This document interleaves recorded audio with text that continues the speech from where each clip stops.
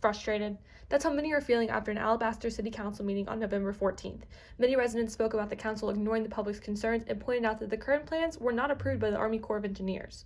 One of the main issues the council and development company have yet to address with both developments is the increase of impervious surfaces. The substantive comments for them are somewhat similar but somewhat different, right? So both of them have the issue with the loss of pervious surface, so basically covering it with parking lots and with rooftops and things like that. So both of them have that general issue. Now, if you've been following the swamp story, you've probably heard this phrase before, but what does it look like in real life? Well, this is a parking lot and this is a cup of water. When I pour the water out onto the concrete, it has nowhere to go. It's unable to penetrate the surface, so it kind of just pulls and stays there.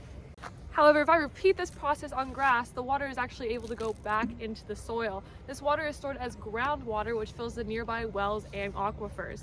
The new commercial development poses a greater risk for runoff, which could cause flooding at the swamp. The new development, because it's commercial, it's much smaller than the first one, but its percentage of impervious surface is much higher because of, when you're doing commercial, it's basically a big parking lot and a big rooftop.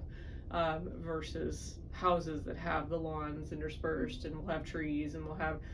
It causes flooding because the water is not able to run off like it does on soil, but instead pools on the surface of the concrete. The United States Geological Survey lists excess runoff as a leading cause for flooding.